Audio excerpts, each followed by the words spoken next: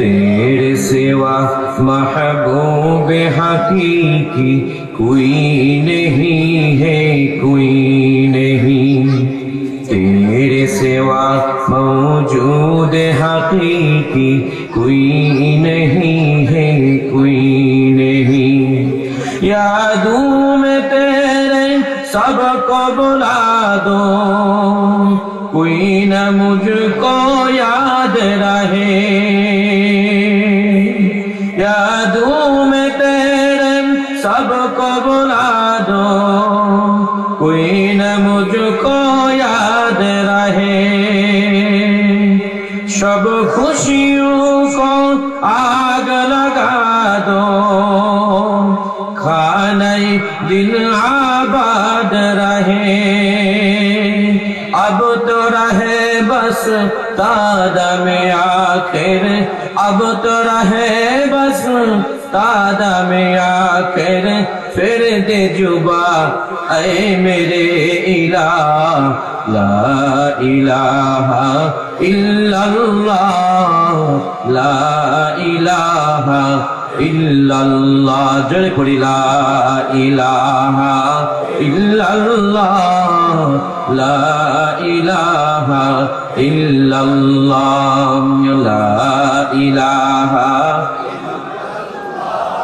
जोरे पड़ी यादों में तेरे सबको बुला दो, कोई ना मुझको याद रहे। सब खुशियों को आग लगा दो, खाने दिल आबाद रहे। अब तो रहे बस तादम आखिर, अब तो रहे बस तादम आखिर। फिर दे जुबा ऐ मेरे इलाज ला इलाहा। একটি নামের মোহনবাসী বাজে আমার হৃদয়ে, সে যে আমার প্রিয় নবী, ভুলব তারে কি করে। সে যে আমার প্রিয় নবী, ভুলব তারে কি করে। যার প্রেমেরই পরশ পেতে বেকুল সবার মন, সব মুমিনের হৃদয় খোঁজে জারি আলিঙ্গন। যার প্রেমেরই পরশ পেতে বেকুল সবার মন, সব মুমিনের হৃদয় খোঁজে জারি আলিঙ্গন। জারি প্রেমের হৃদয় খুঁজে, তার বিরহে হৃদয় মাঝে ব্যথা জাগে অন্তরে। সে যে আমার প্রিয় নবী, ভুলব তারে কি করে। সে যে আমার প্রিয় নবী, ভুলব তারে কি করে। ঠিক না বলেন, যারা বলেন ঠিক না। ওই নবীকে ভোলা যায়নি, বলেন নবীকে বলা যায়নি। এমন কোন মুমিন নাই যেই মুমিনের কলবের মধ্যে আবার নবীর জন্য মহব্বত নাই। এমন কোন মুসলমান থাকতে পারে না যেই নবীর মহব্বত ওই মুসলমানের কলবে থাকতে পারে না। এমন কোন মুমিন কোন ব্যক্তি হতে পারবে না যত সময় পর্যন্ত আমার নবীর নামের শীষ তার কলবে না বাজবে। ঠিক কিনা বলে মোহতারাম হাজিরিন, আমার নবীর উম্মত আমরা, এটা তো অনেক অনেক অনেক অনেক বড় পাওয়া। আমরা তো নবীর উম্মত, আল্লাহ আমাদেরকে মানুষ বানাইছে, সম্মানিত কইরা বানাইছে। আলাকাদ কাররামনা বানি আদম, আল্লাহ আমাদেরকে ঘোষণা করে দিয়েছেন আমি দয়া করে মায়া করে সকল সম্মানের চেয়ে বেশি সম্মান দিয়ে আমি মানুষকে বানাইলাম। মানুষ আল্লাহ আমাদেরকে বানাইছে, অন্য কোন সৃষ্টিকে এত সম্মান আল্লাহ দেয় নাই, ঠিক কিনা বলেন? এজন্য আমরা গরিবিত যে আমরা নবীর উম্মত, কিন্তু আমরা গরিবিত আমরা নবীর উম্মত, একটা গাছ নবীর উম্মত না, কিন্তু নবীকে পাইছে, সোয়া পাইছে, জান্নাতের মালিক হয়ে গেছে। একটা পাখি সে নবীর উম্মত না, কিন্তু নবীকে পাইছে, নবীর একটা কথা শুনছে, সেই পাখিটা জান্নাতের মালিক হয়ে গেছে। আমার নবীর সাথে যে সংস্পর্শে রয়েছে সে জান্নাতের মালিক হয়ে গেছে। মুহতারাম হাজিরিন, আমি আপনাদের খেদমতে সূরা হুজরাতের শেষ দিকের একটা আয়াত তেলাওয়াত করেছি। আল্লাহ রাব্বুল আলামিন এখানে নবীর সাথে যারা সম্পৃক্ত ছিলেন, রাসূলের সাথে যারা ভালোবাসা ছিলেন, রাসূলের পাশাপাশি যারা ছিলেন, তাদের গুণের কথা আল্লাহ রাব্বুল আলামিন খুশি হয়া, আল্লাহ রাব্বুল আলামিন তাদের প্রতি খুশি হয়া, আল্লাহ রাব্বুল আলামিন তাদের কথাগুলো কোরআনের ভিতরে উল্লেখ করে দিয়েছেন। সুবহানাল্লাহ। মুহতারাম হাজিরিন, আমার নবী একা পৃথিবীতে চলতে পারে নাই, যেমন আপনিও চলতে পারেন না, আমিও চলতে পারি না। কোন মানুষ একা পৃথিবীতে থাকতে পারে না, তার একটা ফ্যামিলি দরকার হয়, বন্ধু সার্কেল দরকার হয়, ঠিক কিনা বলেন? যদি বলেন ঠিক কিনা? আপনার বন্ধু বান্ধব সব আপনাকে চাহিদা দেখ, মা বাবা আপনাকে চাহিদা দেখ, পৃথিবীর সকল মানুষ আপনাকে বয়কট করে দেখ, দেখিনি আপনি কয়দিন বাঁচতে পারেন, কয়দিন থাকতে পারেন? পারবেননি? হ্যাঁ, থাকা যাইব? থাকা যাইব না। এই জন্য একটা মানুষ স্বাচ্ছন্দ্যে সুন্দর ভাবে থাকার জন্য যেমন সাথী দরকার, আল্লাহ রাব্বুল আলামিন আমার নবীর খুশির জন্য তার চতুর্পাশে সাহাবীদের ব্যবস্থা করে দিয়েছেন। সুবহানাল্লাহ। আমার নবীর সাথীদের, আমার নবীর ইতাআতে, আমার নবীকে যারা অনুসরণ করবে তাদের গুণের কথা এখানে বলেছেন। মুহতারাম হাজিরিন, আল্লাহ রাব্বুল আলামিন সাহাবীদের কথা এখানে বলেছেন। শুধু সাহাবী নয়, আজ পর্যন্ত যদি আমার নবীকে মোহাব্বত করে কেউ ভালোবাসে, শুধু মোহাব্বত অন্তরে না, মোহাব্বত তো ऐसा ही होते हैं, मोहब्बत तो ऐसा ही होते हैं, ना मरते हैं ना जिंदा रहते हैं, ঠিক কিনা বলে? মোহাব্বত এমন একটা জিনিস, যেই মোহাব্বত যার ভিতরে ঢোকে ওই ব্যক্তি জিন্দাও থাকতে পারে না, মরতেও পারে না। এমন একটা ভালোবাসা যদি অন্তরে রাসূলের জন্য হয়ে যায়, তাহলে ওই ব্যক্তি জান্নাতের ঠিকানা পেয়ে যাবে, ঠিক কিনা বলে? কিন্তু মোহাব্বতটা শুধু মুখে মুখে না, আমি নবীকে ভালোবাসি এমনটা না। আমার নবীর সুরাত ও সিরাত যখন আমার মধ্যে আসবে, আমার পূর্বের বক্তা যেরকম বলে গেছে মাজিদুল ইসলাম সাহেব, যে ভালোবাসা শুধু মুখে নয়, আমার রাসূলের সুন্নাহগুলো যখন শরীরের ভিতরে ফিট হয়ে যাবে, তো আল্লাহ রাব্বুল আলামিন আমার নবীর সামনে ওই ব্যক্তির সাথে সংযোগের ব্যবস্থা করে দিবেন। সুবহানাল্লাহ। মুহতারাম হাজিরিন, এরকম মোহাব্বত যখন হয়ে যায়, আমার নবীর সাহাবীরা আমাকে ভালোবাসে, আমার নবীকে ভালোবাসে। আরে আমার নবীর শত্রু যখন আমার নবীর সামনে আসছে, আমার নবীর সওয়াব পাইছে, তো সাথে সাথে সে মুসলমান হয়ে গেছে। সুবহানাল্লাহ। মুহতারাম হাজিরিন, ইসলামের শুরু থেকে মদিনায় যখন আমার নবী চলে যায়, লম্বা চূড়া ঘটনা।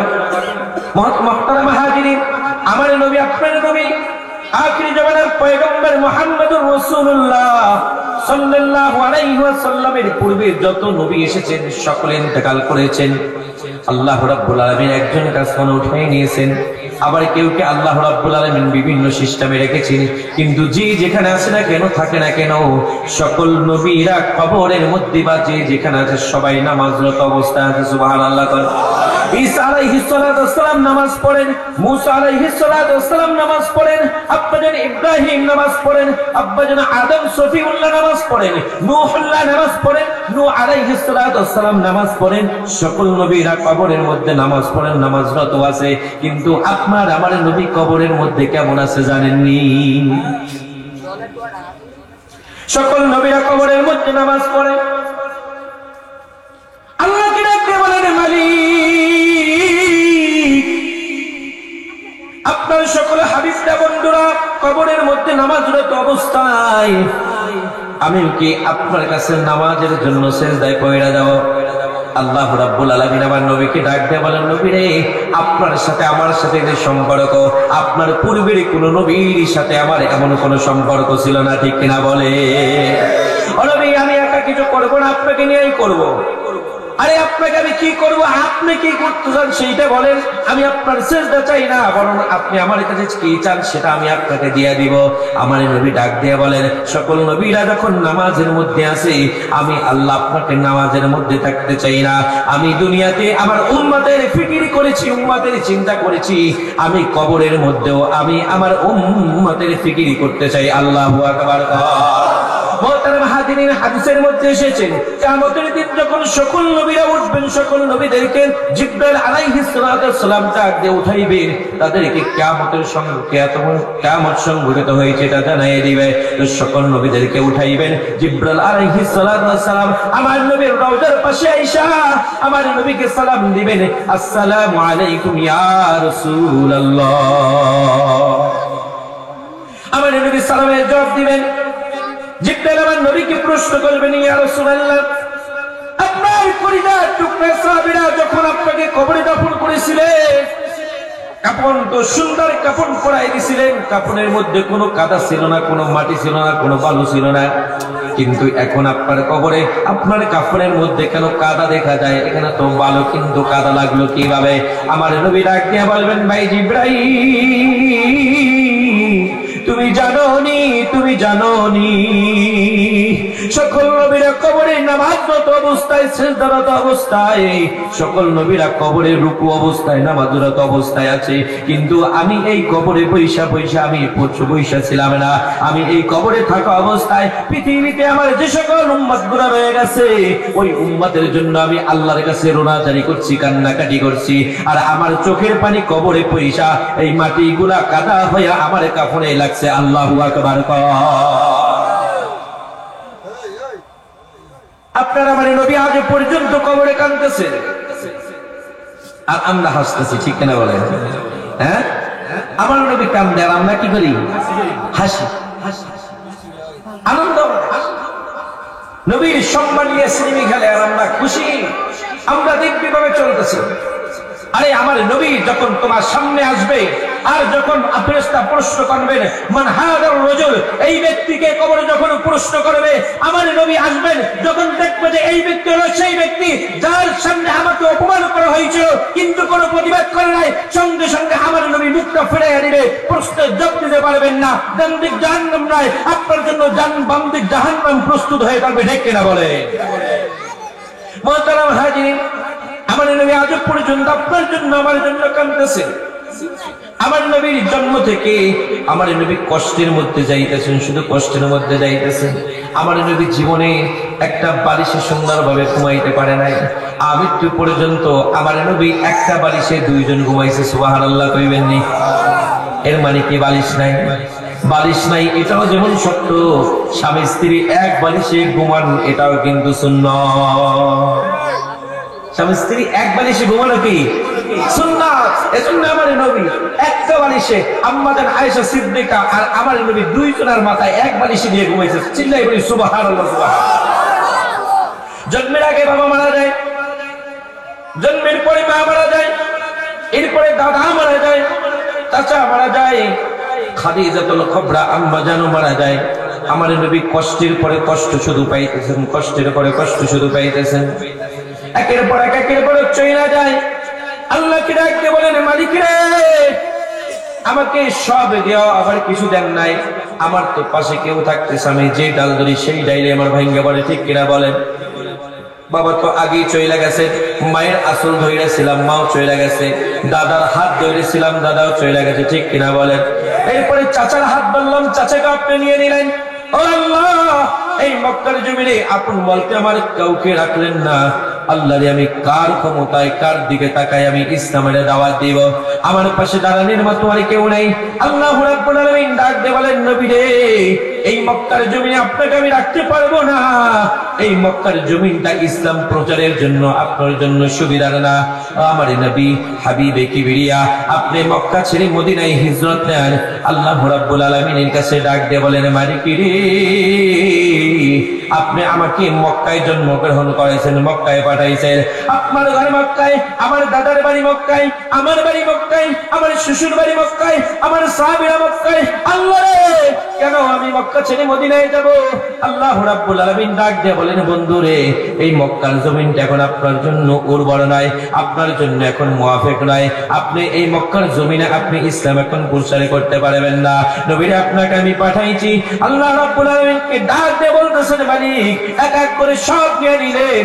আমার মক্কার জমিনটা, আমার মার জায়গা এইটা, আমার বাবার বাড়ি এইটা, আমার দাদার বাড়ি এইটা, আমি বড় হয়েছে এইখানে, আমার শৈশব কাটছে এইখানে। আল্লাহ গো, এইখান থেকে যদি আপনাকে আমাকে সরাই দেন তো আমি কেমনে থাকবো? আল্লাহ ডাক দিয়ে বলেন, পৃথিবীর সকল মানুষ যদি চইলা যায়, আল্লাহ আমার হাবিবিরে, আমি একমাত্র রব আপনার সাথেই থাকবো। বলি সুবহানাল্লাহ। মুহতারাম হাজিরিন, আবু বকর কি ডাক দিয়ে বললেন, আবু বকর, আমার রব আমাকে আদেশ করেছে হিজরত করার জন্য। আবু বকর প্রস্তুত হয়ে গেছে। পৃথিবীতে যত মানুষ এসেছে আর আসবে আর আসছিল, সকল মানুষের মধ্যে আমার নবীর সাথে একজন ব্যক্তির মিল আছিল। কয়জন ব্যক্তি? জোরে বলেন কয়জন? একটু জোরে বলেন কয়জন? সামনের মানুষ চুপ, পিছনের মানুষ বলেন কয়জন? একজন মানুষের মিল ছিল, তবে 100 না, স্বাভাবিক মিল ছিল। হাঁটা চলায় মিল ছিল, শরীরের গঠনের কিছুটা মিল ছিল, কথাবার্তায় কিছুটা মিল ছিল, ফুল না তাদের 80% মিল ছিল। এই মিল মানুষটা হলো আবু বকর সিদ্দিক রাদিয়াল্লাহু তাআলা আনহু। বলি সুবহানাল্লাহ। আমার নবীর সাথে আবু বকরের সাথে কিছুটা মিল ছিল। আমার নবী যেভাবে হাঁটতেন সেম আবু বকর সেইভাবে হাঁটতেন। আমার নবী যেভাবে কথা বলতেন সেম আবু বকর সেইভাবে কথা বলতেন। আমার নবীর গঠনটা যেমন ছিল সেম আবু বকরের গঠনটা সেইরকম ছিল। এজন্যই আল্লাহ রাব্বুল আলামিন আমার নবীর পরের স্থানটা আবু বকরকে দিয়েছে। বলি সুবহানাল্লাহ। শুধু তাই নয়, আরো একটা জিনিসের মিল ছিল। এই মিলটা সামনে বললো, আল্লাহ রাব্বুল আলামিন আদেশ করেছে হিজরত করেন। এই মক্কা ছেড়ে আমার নবী মদিনায় চইলা যাইবেন। আবু বকরকে বললেন, আবু বকর, আমার হিজরতের আদেশ এসেছে, তুমি তৈরি থাকো। ওই দিন থেকে তৈরি রইলেন। গভীর রাতে ডাক দিলেন, ডাক দিয়ে বললেন, আবু বকর ঘরে নি। সঙ্গে সঙ্গে দরজা খুইলা দিছেন। কিরে আবু বকর, ডাকের সাথে সাথে কেমনে দরজা খুইলা দিলা? কয়, আল্লাহর রাসূল, আপনি যে 6 মাস আগে আমাকে বলেছিলেন হিজরত করব, আমি ওই দিন থেকে ঘুমাই নাই। কখন আপনি নবী ডাক দেন আর আমি ঘুমাইয়া থাকি আর নবী আমার দরজায় দাঁড়াই থাকবেন, সেটা আমি সহ্য করতে পারবো না।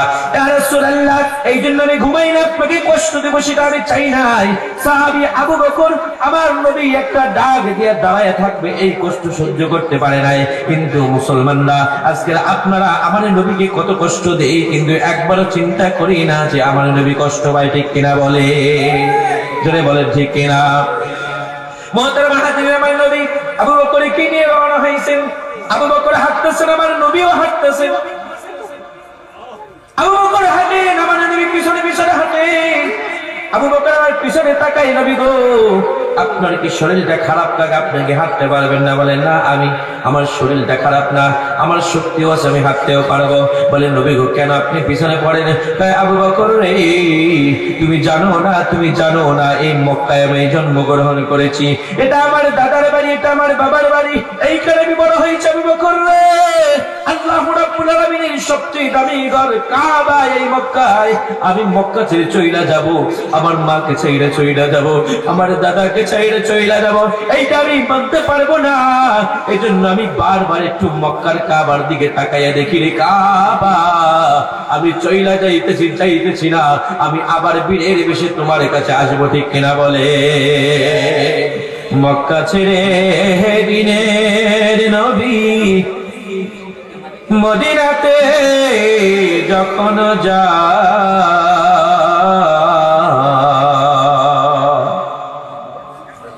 মক্কা ছেড়ে দিনের নবী মদিনাতে যখন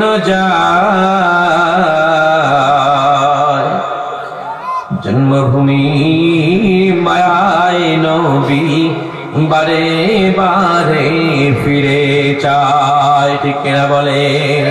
মুহতারাম হাজিরিন, আমার নবীর কলিজাটা পাইতে যায় কিন্তু বুঝাইতে পারে না, কারণ রব আপনাকে আদেশ করেছে হিজরত করবে। ঠিক কিনা বলেন? হিজরতের জন্য আদেশ করেছে, এই জন্য হিজরত করেছেন। আবু বকরকে নিয়ে চইলা যায়। আবু বকরকে নিয়ে চইলা যায়। যাইতে যখন দিন হয়ে যাবে তো আমার নবী একটা গুহার ভিতরে আশ্রয় নিলেন। আবু বকর আশ্রয় নিলেন। আবু বকর আগে ঢুকলেন, জায়গাটা স্বাভাবিক করলেন, আমার নবীকে শোয়াইয়া দিলেন।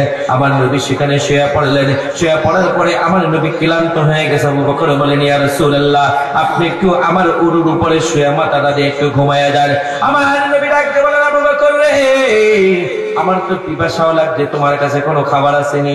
আমার নবীকে ডাক দিয়া বলেন, ইয়া রাসূলুল্লাহ, আপনার পিপাসা লাগতে পারে, ক্ষুধা লাগতে পারে, এজন্য আমি 6 মাস আগ থেকে প্রতিদিন রাত্রে আমি দুধ গরম করে আপনার জন্য প্রস্তুত হয়ে থাকি। চিল্লাই বলি আল্লাহু আকবার। একদিন 2 দিন নয়, 6 মাস পর্যন্ত আবু বকর এরকম প্রস্তুত ছিলেন। আমার নবী যখন উপরে ঘুমাবে, সঙ্গে সঙ্গে আবু বকর দুধ পেলা বের করে দিলেন। ক্লান্ত শরীর, দুধ খাইলেন, ঘুমায় পড়লেন। আবু বকর নবীর দিকে তাকাই আছেন আর দেখতেছেন কত সুন্দর নুরানি চেহারা। সুবহানাল্লাহ। এত সুন্দর চেহারা যেন আসমানের চাঁদ এসে আবু বকরের উপরে ঘুমায়া গেছে। এমন অবস্থায় রইলেন। আবু বকর তাকায় দেখেন কে যেন ফিসফিস করে। গুহার মধ্যে আওয়াজ। কিসের আওয়াজ? গুহার মধ্যে তাকায় দেখেন অসংখ্য ছিদ্র। একটা ছিদ্র দিয়ে সাপ ফিসফিস করতেছেন। আবু বকর সঙ্গে সঙ্গে মাথার পাগড়িটা খুইলা একটা টুকরা ছিঁড়া ওই ছিদ্রটার মুখটা বন্ধ করে দিলেন। এরপর আবার দেখার এক জায়গা থেকে মুখ দেয়, আবার ওইখান থেকে আরেকটা ছিদ্র, আরেকটা কাপড় চিরা, পাগড়িটা চিরা এরকম ছিদ্র করে দিলেন। আবু বকর সিদ্দিক রাদিয়াল্লাহু তাআলা আনহু তার পাগড়িটা পুরোটা চিরা সকল ছিদ্রগুলো বন্ধ করলেন। এরপরে দেখে আরেকটা ছিদ্র থেকে তিনি ফিসফিস করতেছেন। এরপরে আবু বকর হাত দিয়ে চেপে ধরলেন আর সাপটা বের হইতে পারলেন না। ওই সাপটা বের হইতে পারলেন না। আমার নবী ঘুমায় আছেন, সাপটা বারবার হাতের মধ্যে আঘাত করতেছেন। আবু বকর লড়তেও পারে না, চড়তেও পারে না, শুধু কান্দাছেন। চোখের এক ফোঁটা পানি যখন আমার নবীর গায়ের মধ্যে পড়লো, আমার নবী সঙ্গে সঙ্গে ঘুমটা ভেঙে গেল। ঘুমটা ভেঙে যাওয়ার পরে আমার নবী তাকায় দেখেন আবু বকর কান্দে। আবু বকরকে বলল, আবু বকর তুমি কেন কান্দো? বলে, ইয়া রাসূলুল্লাহ, এই গর্তের মধ্যে সাপ আমাকে দংশন করলো। সঙ্গে সঙ্গে আমার নবীর মুখের থুতুটা নিয়ে আবু বকরের এইখানে লাগাই দিল। সঙ্গে সঙ্গে আবু বকরের বিষ সাপ পানি হয়ে গেল। বলে সুবহানাল্লাহ। মুহতারাম হাজির, আমার বলার উদ্দেশ্য এটাই যে রাসূলের মুখের থুতুটার কত দাম। আবু বকরের সাপ দংশনের স্থানে লাগাই দিছে। সঙ্গে সঙ্গে আবু বকর সুস্থ হয়ে গেছে। সুবহানাল্লাহ। আর আবু বকরের সাথে আমার রাসূলের সাথে যে বিল ছিল, এই যে সাপে আবু বকরকে দংশন করেছে, এই যে একটা শরীরের ভিতরে বিষ ঢুকেছে, এইটা কিছুদিন পর পরে ব্যথা অনুভব করতো। আল্লাহু আকবার কর। সেই আমার নবী তো একবার যুদ্ধে গেছে। যুদ্ধে যাওয়ার পরে একজন ইহুদি মহিলা শত্রুতামি করে আমার রাসূলকে হত্যা করার জন্য খাসির গোশতের মধ্যে বিষ মিশে আমার নবীকে হাদিয়া দিলেন। ইয়া রাসূলুল্লাহ, আপনার জন্য হাদিয়া। আমার নবী ক্ষুধার্ত অবস্থায় হাদিয়া পাইলেন তো হাদিয়া মুখে দিলেন। সঙ্গে সঙ্গে জিবরাইলকে পাঠিয়ে দিলেন, যাও জিবরাইল, আমার হাবিবের কাছে চলে যাও, যাই বলো, হাবিব গো, আপনি যে গোশত টুকরা মুখে দিয়েছেন, এই গোশতের মধ্যে বিষ আছে। আল্লাহু আকবার কর। এর মধ্যে গোশত টুকরা গলা থেকে পেটের মধ্যে চলে গেছে। আমার নবী পালানোর চেষ্টা করছে, পারি নাই। ওই যে বিষটা শরীরের মধ্যে ঢুকছেন, এই বিষটাও কিছুদিন পর পর ব্যথা যন্ত্রণা শুরু হয়ে যাইত। আমার রাসূলের এই বিষটা শরীরের মধ্যে ঢুকছে, এই ব্যথারও কিছুদিন পরে পরে দেখা যাইত, অনুভব করত। আর আবু বকরের শরীরের মধ্যেও সাপের বিষটা কিছুদিন পর পরে দেখা যাইত। এজন্য আমার নবী বলেছেন, আমার সাথে কিছুটা মিল আছে আবু বকরের। বলি সুবহানাল্লাহ। যারা বলেন না সুবহানাল্লাহ। এই যে কিছুটা মিল আবু বকরের সাথে। মুখে থুতু লাগাইছে, ভালো হয়ে গেছে। থুতুর কত দাম! শুধু তাই না, আমার রাসূলের হাত যদি কোথাও লাগে তো সেটাও ভালো হয়ে যায়। আমার নবী বেলালকে নিয়ে মক্কায় আসছেন। মক্কায় সফর করে আসছেন, নামাজ রক্তের সময় হয়েছে, বলছে বেলাল আজান দাও। একটা মাঠের পাশে বসে বেলালকে আজান দিতেছেন। বেলাল আজান দিতেছেন, আর একজন রাখাল ছেলে বেলালের আজান ব্যঙ্গ কইরা সেও বলতেছে আল্লাহু আকবার, আল্লাহু আকবার। বলে না ব্যঙ্গ কইরা আল্লাহু আকবার, আল্লাহু আকবার বলতেছেন। বেলাল আজান দিছেন, আজান শেষ করলেন। আমার নবী ওই বাচ্চাদের কাছে গেলেন, রাখালদের কাছে যায় বললেন, বেলাল যখন আজান দিলেন তখন তোমরা কে ব্যঙ্গ করেছো? একজনে বলে আমি করি নাই, ও করেছে। সে বলে আমি করি নাই, ও করেছে। এভাবে সকল সন্তানদের করা একজন আরেকজনকে দোষ দিলেন। আমার নবী এই কথাগুলোর মধ্যে আমার নবী সেই ব্যক্তিকে চিনে ফেললেন যে বেলালের আজানকে ব্যঙ্গ করেছে। আমার নবী তাকে চিনতে পারলেন, সঙ্গে সঙ্গে তাকে থাপ করে ধরলেন, বলে তুমি আবার আজানটা দাও। এরপরে সেই আবু মাহজুরা সুন্দর করে আজানটা দিলেন।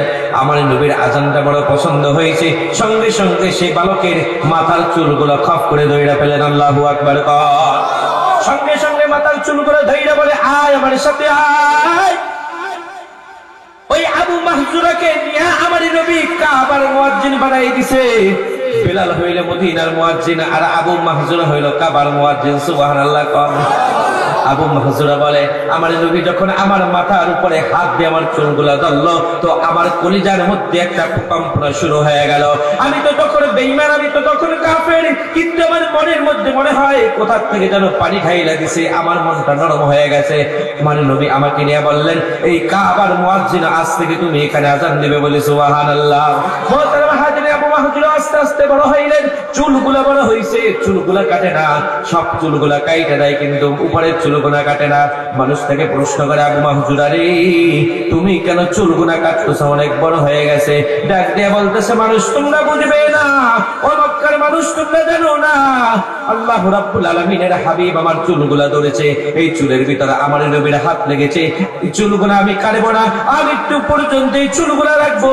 এই চুলে আমার নবীর হাত লেগেছে, আমি যদি চুলটা কাটি তো আমার রাসূলের হাতের স্পর্শটা চলে যাবে, এজন্য আমি চুলগুলা কাটবো না।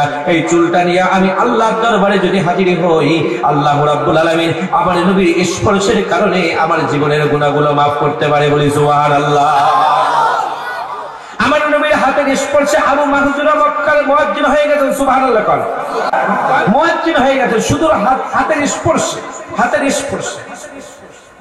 শুধু তাই নয়, আমার নবী যদি কারো দিকে তাকাইতেন তো সেটাও পাগল হয়ে যাইতেন। আমার নবীর আদত ছিল যখন মদিনা থেকে বাহিরে যাইতেন তো যখন মদিনার মধ্যে ঢুকতে গেলে পাহাড়ের কিনার থেকে মদিনার মধ্যে যাইতেন। তো আমার নবী একবার চিন্তা করলেন যে সব সময় তো এক রাস্তা দিয়ে যাই, এই পাহাড় দেখে দেখেই যাই, তো আজকে তো অন্য রাস্তা দিয়ে মদিনার মধ্যে ঢুকি। তো সাহাবীদেরকে নিয়ে আমার নবী সে অন্য রাস্তা দিয়ে মদিনার মধ্যে যাইতেছে। যখন রাস্তার মাঝামাঝি গেছে আল্লাহ রাব্বুল আলামিন জিবরাইলকে পাঠিয়ে দিয়েছেন, যাও জিবরাইল আমার নবীর রাস্তাটা ঘুরাইয়া দাও। বলি সুবহানাল্লাহ। সুবহানাল্লাহ।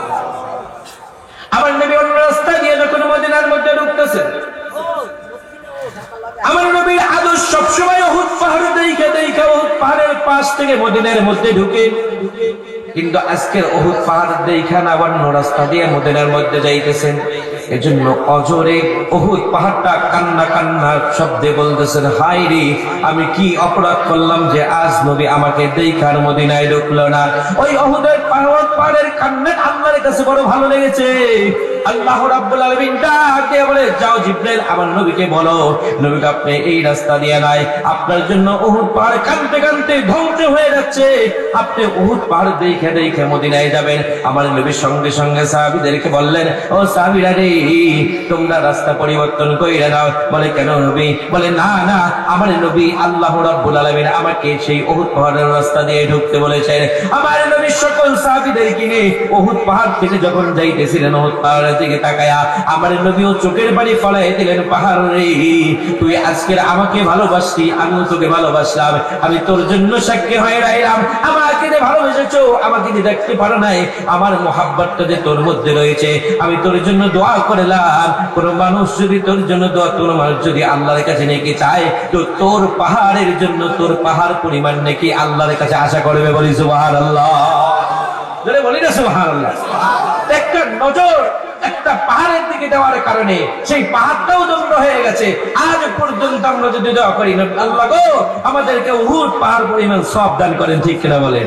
যারা বলেন ঠিক কিনা? আমার নবীর কোন একটা চাহনি আমার পাহাড়টা শুনে ধন্য হয়ে গেছেন। আমার নবীর হাতের স্পর্শ আবু মাহজুরা ধন্য হয়ে গেছে, আমার নবীর থুতু সে আবু বকর ধন্য হয়ে গেছেন, ঠিক কিনা বলেন? আমার নবীর চাহনি বেলালের জীবনটা কইলে গেছে, ঠিক কিনা বলেন? এরকম আমার নবীর একটা নজর যে উম্মতের উপরে পারবে, ওই উম্মত পৃথিবীর শ্রেষ্ঠ মানুষে পরিণত হয়ে যাবে, ঠিক কিনা বলে? জোরে বলেন ঠিক কিনা? কিন্তু আমরা এমন কোন কাজটি করতে পারি যে কাজের উসিলায় নবী আমাদের জন্য শাফায়াত করবেন, এমন কাজ করিনি আমরা, এমন কাজ করিনি। আমার নবী আমাদের জন্য কত কষ্ট করবেন, এই গুণগুলো কিন্তু নবীওয়ালা মানুষগুলোর মধ্যে পাওয়া যায়, অর্থাৎ যারা নবীকে ভালোবাসে। ভালোবাসা মানে মান আহাব্বা সুন্নতি ফাকাদ আহাব্বানি ওয়া মান আহাব্বানি কানা মাই ফিল জান্নাহ। ভালোবাসার সুরাতটা কেমন হবে? আমার নবী বলতেছেন, তুমি যদি আমাকে ভালোবাসতে চাও তো আমার সুন্নতগুলোকে ভালোবাসো। কি করতে হবে? আমার সুন্নতগুলোকে ভালোবাসতে হবে। আমার সুন্নতকে ভালোবাসো, তাহলে আমাকে ভালোবাসা হবে। আমার সুন্নত ছেড়ে দাও তো যতই মুখে উচ্চারণ করো আমাকে ভালোবাসো, এটা কোনোদিন ভালোবাসা হবে? হবে? এজন্য কিন্তু কেউ আমাদেরকে সুন্নি বইলা গালি দেয়, যারা সুন্নি কিন্তু মুখে দাঁড়িয়ে নেই, কথা বলে না, সুন্নি মাথায় টুপি নাই, সুন্নি জুব্বা পরে না, পাঞ্জাবি পরে না, এটা সুন্নি মাথায় পাগড়ি পরে না, ঠিক কিনা বলেন? যদি বলেন ঠিক কিনা? এই গালি আমরা সুন্নি হয়ে আহলে সুন্নাত ওয়াল জামাতের হয়ে কেন আমরা এই গালি খাইতে যাব? আমরা যদি দাড়ি রাখি আর কোনদিন গালি দিতে পারবো? কথা বলেন, গালি দিতে পারবো? গালি দিতে পারবো। এজন্য মান আহাব্বা সুন্নতি ফাকাদ আহাব্বানি ওয়া মান আহাব্বানি কানা মাই ফিল জান্নাহ। যে ব্যক্তি আমার সুন্নতকে মুহাব্বত করবে সে যেন আমাকে মুহাব্বত করলো, যে আমার সুন্নতগুলোকে মানবে সে যেন আমাকে মানলো। আর যে ব্যক্তি আমার সুন্নতগুলো মানবে কিয়ামতের দিন আমি আর আমার সেই উম্মত জান্নাতের মধ্যে এরকম থাকবো। সুবহানাল্লাহ কোন জোরে বলেন সুবহানাল্লাহ। মুহতারাম হাজিরিন, ভালো করে খেয়াল করবেন, আমি শুরুতেই বলেছি আমার নবী কবরে কার জন্য কাঁদেন? ভুলে গেছেন? কার জন্য কাঁদেন? জোরে বলেন, কার জন্য? উম্মতের জন্য কাঁদেন। পৃথিবীতে কার জন্য কাঁদছেন? কবরে কার জন্য কাঁদেন? আবার হাসরে কার জন্য কাঁদবেন? উম্মতের জন্য। তো আবার নবী পুরা জিন্দেগি কার জন্য কাঁদছেন? জোরে বলেন, জোরে বলেন, জোরে বলেন, কার? উম্মতের জন্য পুরা জিন্দেগি আমার নবী কাঁদছেন। এমনকি হাসরের ময়দানেও আমার নবী উম্মতের জন্য কাঁদবে। যখন সকল নবীদের উম্মতগুলোর হিসাব হবে, আমার নবীর উম্মতগুলোর হিসাব হবে, তবে আমাদের হিসাবটা হবে সর্বপ্রথম সুবহানাল্লাহ কোন আমার নবীর উম্মত। আমরা জান্নাতে যাওয়ার আগ পর্যন্ত অন্য কোন নবীর উম্মত জান্নাতে যেতে পারবে না, ঠিক কিনা বলে? আমি আসলে আলোচনা করার মতো এখানে বসি নাই, আপনাদেরকে একটু বোঝানোর জন্য চেষ্টা করতেছি। আমার যুবক ভাইরা এই মাহফিলের আয়োজন করেছেন, ঠিক কিনা বলেন? যুবক ভাইরা এখানে আসেননি? আছেন? কয়জন আছেন যুবক ভাই? একটু হাত জাগান তো, যারা আয়োজন করছেন হাত জাগান।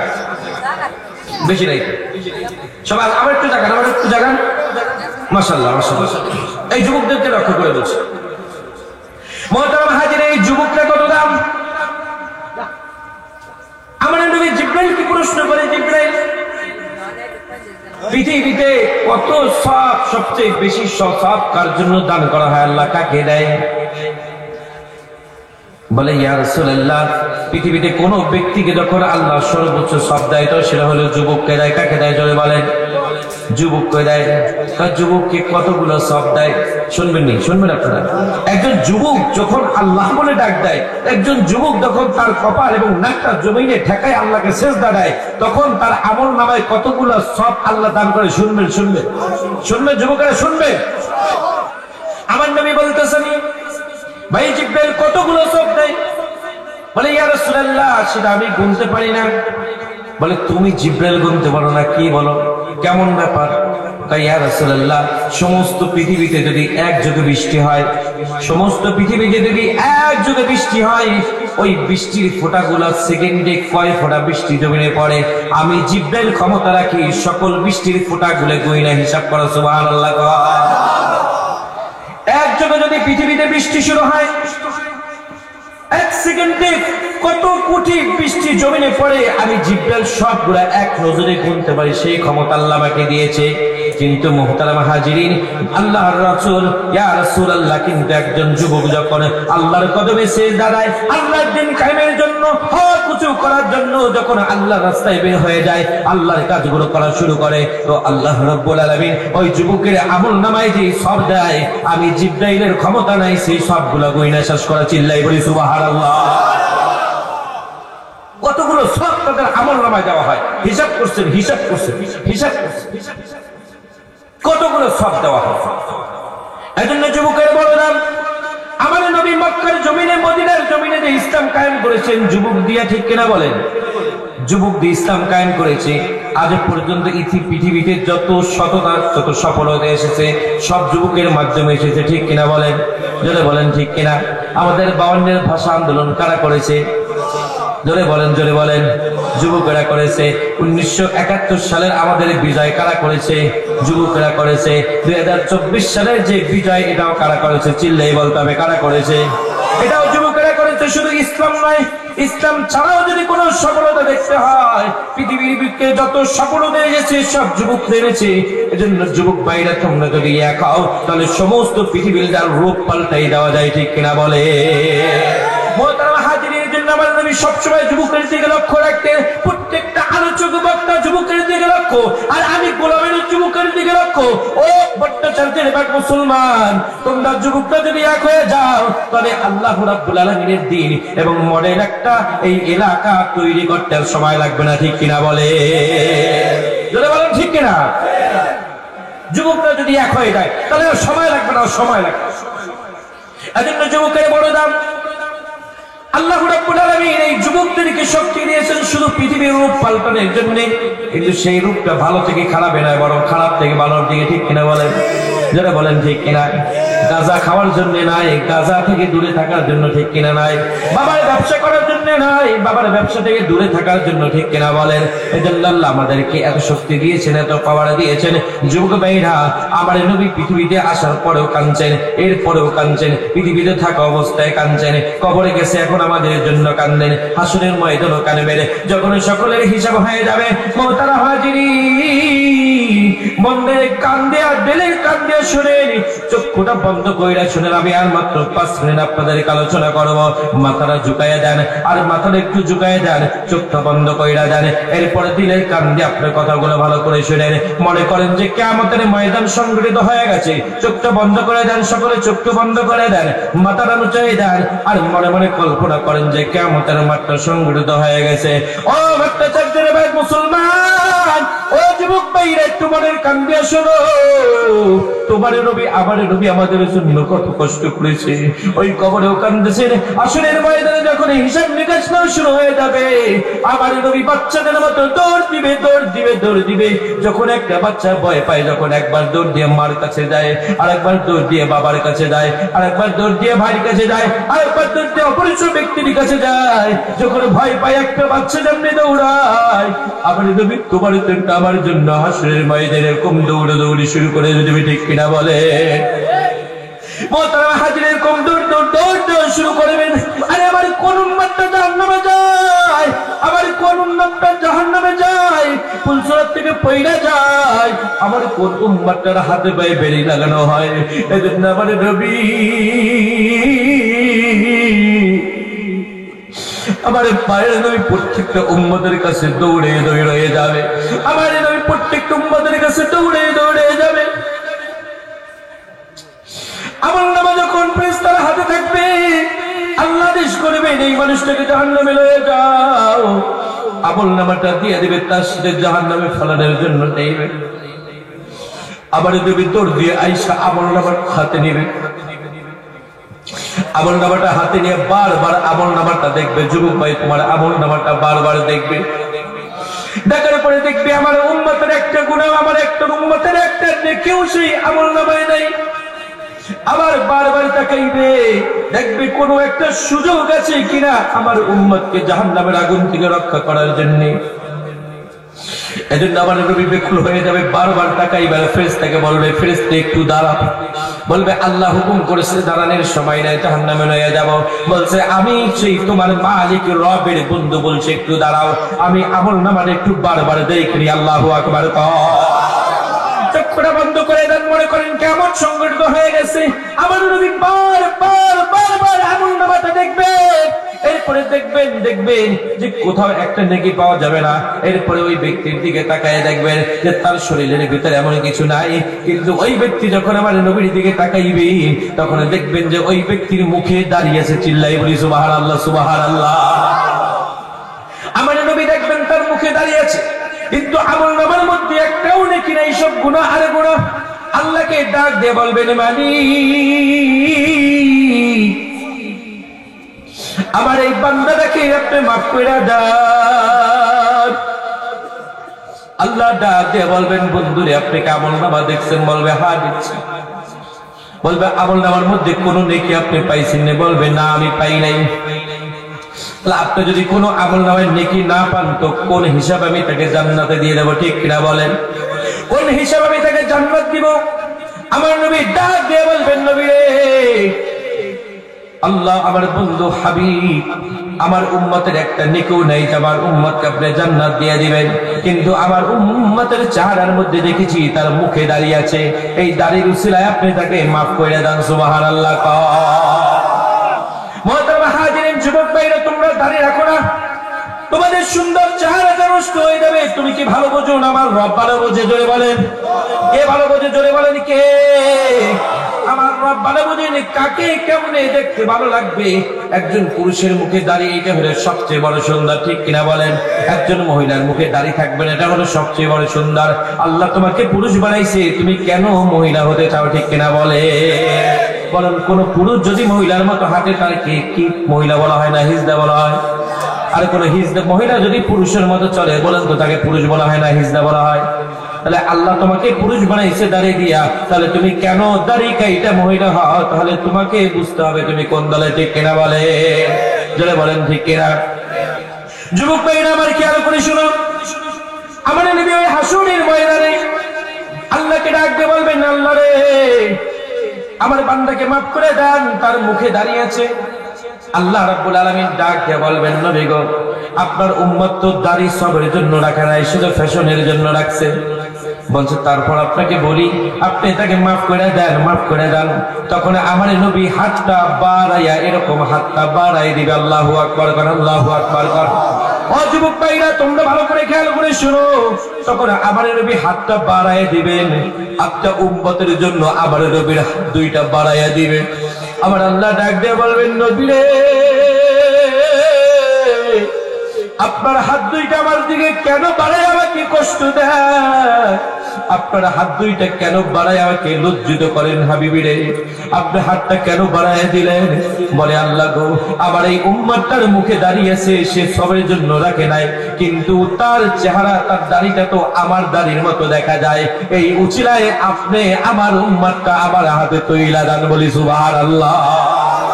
ও যুবক ভাইরা তোমরা কে কে আছো মুখে দাড়ি রাখবা? কে কে আছো হাত দেখাও। দাঁড়াও দাঁড়াও দাঁড়াও, কে কে রাজি আছো? দাঁড়াও, দাড়ি রাখবা, দাড়ি রাখবা, কে কে আছো? দাঁড়াও, দাঁড়ায় দেখাই দেবে যুবক, দেখাই দেবে। দাঁড়াও, দাঁড়ায় থাকবি, দাঁড়ায় থাকবি। যুবক ভাইরা একটু ক্যামেরাম্যান ছবিগুলো নিয়ে নেন, একটু ছবিগুলো নিয়ে নেন। যুবক ভাইরা দাড়ি রাখো তো আল্লাহ রাব্বুল আলামিন ওই ব্যক্তির মাধ্যমে আমাদের জীবনের গুনাহগুলো মাফ করে দিতে পারে, ঠিক কিনা বলেন? মুখে যদি দাড়ি থাকে তাহলে আল্লাহ আমাদেরকে মাফ করে দিতে পারেন কিনা পারেন? জোরে বলেন ঠিক কিনা? এই কথাটার মতো ব্যবস্থা করে দিয়েছেন। আমাদের মুখে যদি কমপক্ষে দাড়িটা থাকে তো আমার নবী কিয়ামতের দিন আমাদের জন্য সুপারিশগার হয়ে যাবে, ঠিক কিনা বলে? জোরে বলেন ঠিক কিনা? মুহতারাম হাজিরিন, এজন্য আমার নবীর সুরাত ও সিরাত নিয়েই আমার নবীর সামনে হাজির হয়ে যাবে, ঠিক কিনা বলেন? জোরে বলেন ঠিক কিনা? আমার নবীর সুরাত এবং সিরাত এটা নিয়ে যেতে হবে। এজন্য যুবক ভাইরা তোমাদেরকে আমি অনুরোধ করব তুমি পরিবর্তন হও, পুরো দেশ পরিবর্তন হয়ে যাবে, ঠিক কিনা বলেন? ঠিক কিনা বলেন? একজন যুবক যদি নামাজে মসজিদে যায় তো মসজিদ আল্লাহর কাছে পানাহ, আল্লাহর কাছে ইস্তেগফার করে, আল্লাহর কাছে মাগফিরাত কামনা করে, আল্লাহ তুমি এই যুবকের জীবনের গুনাহগুলো মাফ করে দাও। সুবহানাল্লাহ। কিন্তু এইটা কিন্তু একজন বৃদ্ধ মানুষের জন্য না, একজন যুবকের জন্য, একজন যুবকের জন্য। এত ফজিলত, এত দাম আপনাদের, এত সম্মান আল্লাহ আপনাদেরকে দিয়েছে, এত দামি আল্লাহ আপনাদেরকে করেছে। আল্লাহর ঘরে যখন আপনারা যান তো এই ঘর আল্লাহর কাছে সুপারিশগার হয়ে যায়, আল্লাহ তোমার এই যুবক রক্ত গরম বয়স্ক অন্যায় করে না, পাপ করে না, তোমার গোলাম তোমার বান্দা তোমার ঘরে এসেছে সিজদা দেওয়ার জন্য, সিজদা দেওয়ার আগেই তার জীবনের গুনাহগুলো মাফ করে দাও। সুবহানাল্লাহ। ও যুবক ভাইরা, এক হইতে পারবা না? একটা এলাকা ঠিক করতে এক হইতে পারবা না? আহলে সুন্নাত ওয়াল জামাতের আকীদা প্রতিষ্ঠা করার জন্য এক হইতে পারবে না? তোমরা পারবে না? কথা বলো, পারবে না? মুহতারাম হাজির, আল্লাহ রাব্বুল আলামিন কোরআনের মধ্যে বলেন, জাআল হক ওয়া যাহাকাল বাতিল, জাআল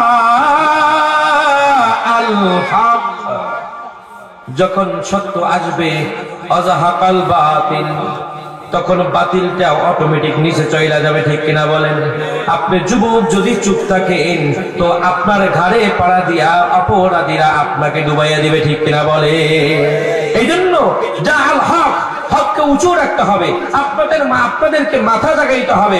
আপনারা যদি মাথা জাগায় তাহলে বাতিলরা অটোমেটিক মাথা নিচু করে দেবে। কে বলছেন? কে বলছেন? যদি বলেন কে?